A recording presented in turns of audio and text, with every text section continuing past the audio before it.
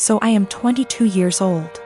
I don't have much knowledge about finances and stuff as I still live at home as I'm at university. I do however pay my parents about £300 a month rent, I pay my own phone plan, buy material stuff I want or need, pay out for other services like for music or whatever, and try to put as much as I can in savings whilst still keeping enough in my main account for day-to-day purchases. Currently, I am saving up for driving lessons and hope that if I pass decently, I can use some of my savings towards getting a car. I'm in my final year of uni, so I'll be done and able to work full-time when all this happens. I also decided to get a credit card so I can learn how to manage credit wisely and build some up.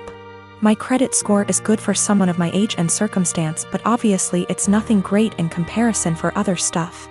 I should point out that at most I only plan on using this card with a total adding up to £100. I've stuck to that so far and only actually used it twice, with these purchases only adding up to £80, and I paid it off quickly. I do not plan on exceeding my limit anytime soon, as I've heard far too many horror stories of people just using their credit card too much cause it was handy and getting into debt. The only people I disclose this to was my dad, as my mom has the tendency to blab to my brother and sister-in-law, both 28.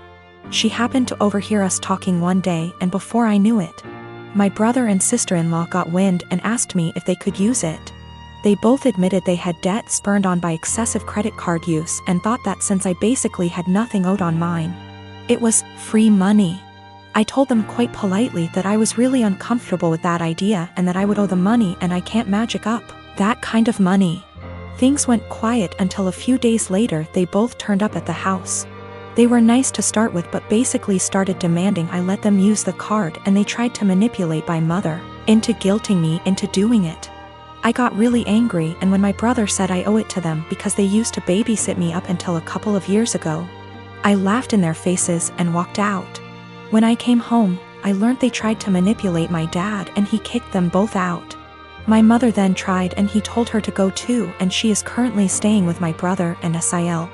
The only person on my side is my dad, who tells me they're all trying to take me for a ride and they're trying to manipulate me cause I'm young and they think I'm vulnerable. My brother, sister-in-law and mom on the other hand think it isn't a big deal letting someone else use my card. It's really messing with my head, and I just want everyone to stop being in an argument. The last year and a half has been hard for me, to say the least.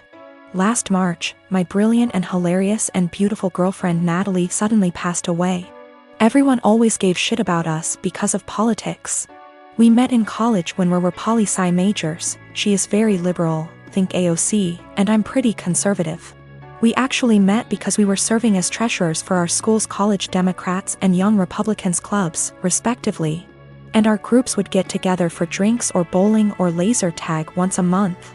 Well, Natalie and I bonded over a lot of shared interests and we hit it off. Even if we didn't see eye to eye on many issues, debating her was stimulating and formed the cornerstone of our relationship.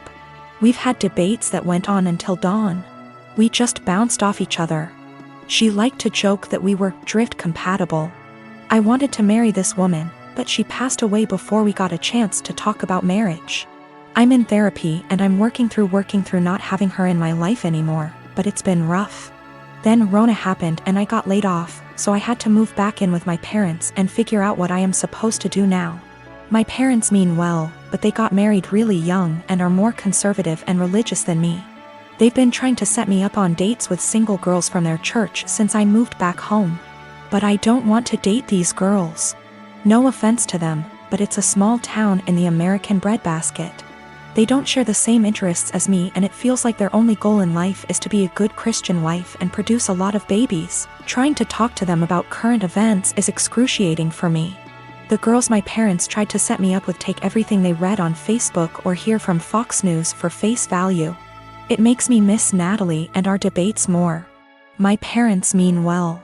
I know they want me to find a nice girl and settle down with her, but not like this. They are nothing like Natalie and never will be. I miss her, even if my folks didn't like her ideas. But when I told them the other night that I wanted them to stop setting me up on dates with these girls, they freaked out and told me that I needed to consider settling down since I just turned 30. They're good girls from great families, I know that, and my parents like them more than they liked Natalie. but she was my one and only. I don't think it's fair for anyone when I still love her. They are even more angry at me because I told them that I just don't see myself getting married anytime soon. But like I said, Natalie was my soulmate and I just can't see myself being with anyone else but her. Yet, they are insisting that I need to find a woman and settle down and give them grandchildren. We were seriously close to talking about marriage. But around the time she died, it was more like how funny it would be if the bridal party wore blue and the groomsmen wore red because the bride is a Democrat and the groom is a Republican / Romeo and Juliet deal. I wish we got to do that. Natalie thought it was hilarious. I've been with my boyfriend for 11 years, since I was 15. His mother has hated me since the first day she met me. She hated me due to my ethnicity, Kosovan Albanian. She hated me due to my career. I work as a model and she decided that makes me an empty-headed, vain, shallow person. Then when I told her I still planned to go to university alongside my career, she said I was doing it to impress my boyfriend. I've since left uni with a distinction and her new reason to hate me is I try too hard. She has also insisted I've cheated on him throughout our entire relationship, which is a ridiculous claim. I've never even kissed another man in my whole life. I have zero desire to cheat and never will. Late last year she attempted to void the insurance on my boyfriend's motorbikes. She tried to do this under my name so, hypothetically, when he was arrested for riding with no insurance and called his insurance company, I'd get the blame. After this happened, my boyfriend and I agreed to cut her out, however it hasn't stuck. She left my boyfriend alone and respected his wishes for NC, but she's continued to contact and harass me. This leads to the last few weeks. My boyfriend works as a motorcycle test rider and he got in an awful motorbike crash while working. As such, I now need to care for him. I'm okay with that and I'm focusing on seeing it as an opportunity for us to get closer. It's been nice, honestly. However, his mother has been awful to me. She's called me litany of terms. From things as tame as stupid to things as awful as a nasty Serbian half-breed. I'm not Serbian and she's well aware that calling a Kosovan a Serb is offensive. I tried to block her, so she started making new iMessage accounts and began to continuously harass me via those accounts. Then came Friday night. The police turned up at our door. I was pretty confused and was quickly told they were there to do a welfare check as they'd received multiple claims of horrific abuse I was apparently putting my poor boyfriend under.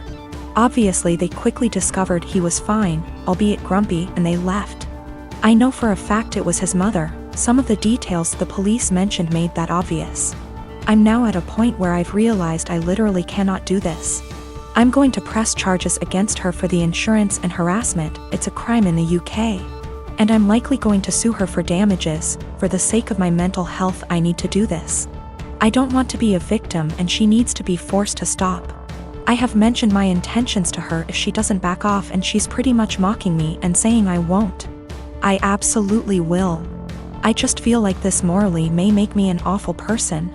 She sucks, I know this. However, she's old and miserable enough as is, and I feel like doing this may ruin whatever small amount of life she has left. It feels like it may be too far. I really don't know though, and I genuinely cannot be objective here. My partner has been through a lot. We had been dating for 2 years and planning a life together when she was diagnosed with cancer. At the time she was in school for a dual graduate degree program and managed to finish it. Treatment was rough on her and she struggled a lot through it, and hasn't done well mentally dealing with the unfairness of it all. How different her body is after surgeries, and the fear of it coming back. All perfectly understandable, and I've been as supportive as I can throughout it all. Now, all that said, she went into the graduate programs after we started dating, and one of the degrees was at a very expensive school for something that was only related and not required for the work she planned on doing, which would never pay very well. I questioned her about it gently at the time, but she was adamant about getting the expensive degree. It was her life. And we agreed it would be fine, because we could utilize public service loan forgiveness to pay off her debt that would total $100K. This was before cancer. I earn a considerable amount more than her. When we started dating I made 4x, and even with her degrees I make 3x what she does. I've always been happy to spend money on her. And after having moved in together over a year ago and proposing shortly after, I really went into the mindset of it being our money. When we moved in, she was finishing her degrees and I covered 100% of our bills, including some tuition costs for an extra semester since she was slightly delayed by her treatment. This was totally fine because school was her job and she'd be able to contribute when she graduated, and even though I make much more, if we are both working full-time jobs, it felt fair. Now that she has graduated and started working, she is miserable at her job mostly because she is incredibly anxious that she isn't doing it well and doesn't feel like her school prepared her. She was already prone towards anxiety and depression. She takes medicine for it. But mentally she is in a very bad spot because of all this. On top of that, she feels like she doesn't doing enough for her health, mostly exercise, to keep her healthy to reduce the cancer from coming back, but she says she is too tired after work to do much else than occasionally go on a walk. Recently she got the idea in her head to start working half weeks to give her more time to exercise and stress her out about work less. She says not knowing for sure how long she'll live has changed her priorities about working. Before all this, she was a pretty driven type of personality, working multiple jobs. But working part-time doesn't meet the requirements for public service loan forgiveness. We've talked about it extensively and she feels it is important for her to work part-time. But I am not very comfortable with the idea for many reasons. I get where she is coming from in her needs, but feel like she is looking for a quick fix to her problems. That puts us in a pretty big hole financially because she is so miserable instead of fully dealing with her problems. I'd be more okay with it if it was short-term while she sorted through some things, but she says she just wants more time to exercise and be stress-free, so she doesn't know when that would end. I just feel like she is taking our relationship, which is already unbalanced, and asking to make it a lot more so, and solely because she is in a position to do so because of my job. We can financially afford it, but I haven't been able to come to terms about the disproportionality it would create in our relationship. P.S. My longtime partner wants to start working half-time to relieve her work stress and give her more time to take care of her health, but it makes me uncomfortable because she has $100,000 of debt and it would make our relationship very unbalanced.